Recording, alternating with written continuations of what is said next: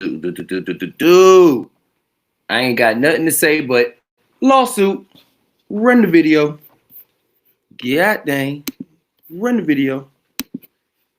Shocking attack, which was all caught on camera. Take a look at this. An illegal immigrant driver was seen sucker punching him in the face. God damn. I'm going to stop the video right here. I just want to say, I don't even know what's going on, but you going to punch a man in the face with his dog in his hand? Not no Rockwaller. Not no dome, what, pincher, what was called? Dome, not them, what's the other word? Quesos. This nigga had a little poodle in his hand. You gonna hit that man with a poodle in his hand? Diabolical. And knocking him out. That attack left him hospitalized with a brain injury, and he is now here to join us and tell us all about what happened here. His name is Brian Coble, and he's the CEO of TC Biofarm. Brian, thanks for coming on this morning. We're glad you're okay right now. Before we get into talking about the suspect here, just fill us in on what led up to this. There's no audio in that video, but we see the guy just get out of the car, you're holding your dog, and then he just clocks you in the face. What happened? You know, it was a very innocuous interaction.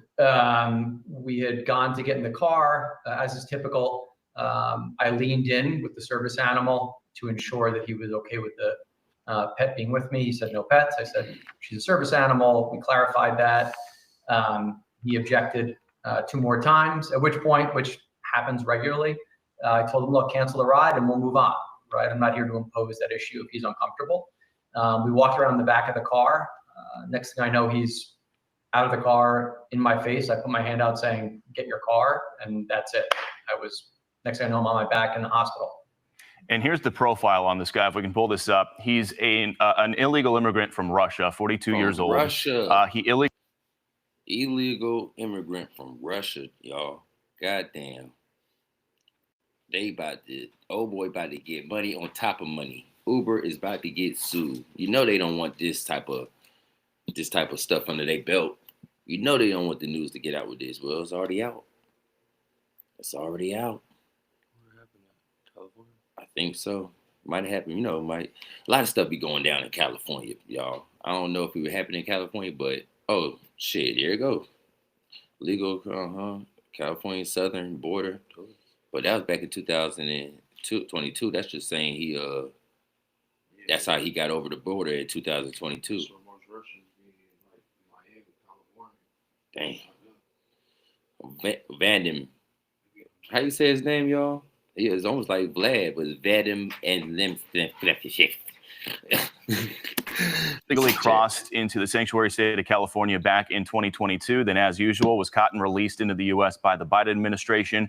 After he attacked you, he was arrested for second-degree assault and battery, then was released on a $10,000 bond. But he is now in ICE custody, and ICE is seeking to deport him. You found all that out after the fact.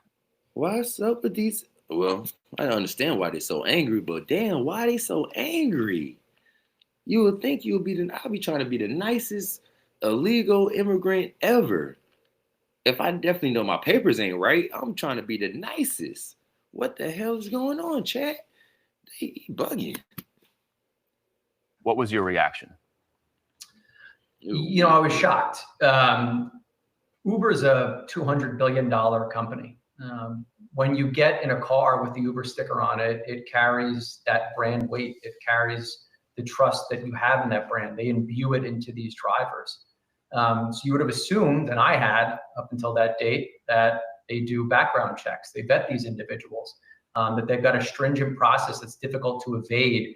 And apparently that's not the case. You know, so I was taken aback, and it made me wonder, you know, how often has this person done it? How many other times is this going to happen? And how do you change that narrative and fix this so that it doesn't happen to somebody else? And then I understand after this happened, Uber suspended your account while the driver was allowed to keep driving, even though you provided hospital records showing what happened. Fill us in. What did Uber do? How did they handle this? Yeah, in fact, he picks up an Uber ride about 2 minutes later after leaving me for death, effectively. So when I got out of the hospital, I realized my account had been suspended.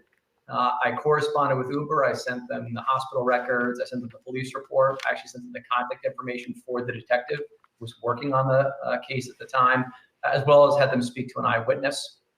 and gave them my account along with pictures of the actual injuries.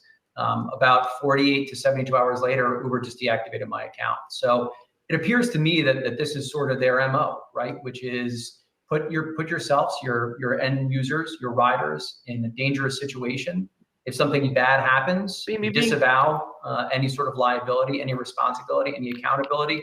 Throw your hands up and say it's got nothing to do with us, and then vilify the victims and attack us. And that seems to be their process. And that's a very immoral way to go about your business, especially when you're a multi-billion-dollar global organization. You would think there would be a little more interest in a human side here. And real quick, just want to tag out with what Uber is saying about all this. They say, quote, "There's no place for violence on the Uber platform. While we can't comment on pending litigation, Uber is deeply committed to safety and complies with all applicable federal, state, and local laws and regulations around worker eligibility." Brian, got about 10 seconds left here. Just looking for a yes or no. Have they reached out to you to talk about any potential settlement here? Not even a little, and that'll tell you exactly what that statement that they lay out really means, right? What commitment to safety do you have if you're unwilling to speak about safety here? Yeah. Well, Brian, thank you so much for coming on. Wishing the best for you and your health, and please keep us posted on how that lawsuit plays out. Thanks for having me, Bill. I appreciate your time today. Thanks. I'm Steve Doocy. Get your money, my brother. Get your money, get your money, get your money. Get your money, my brother, well, YT, whatever you want to call him. Get your money. That's ridiculous right there. Tell me what you think about that. Chat down at the comments below. Over and out, Paul's Cast Podcast. Holla at your boy.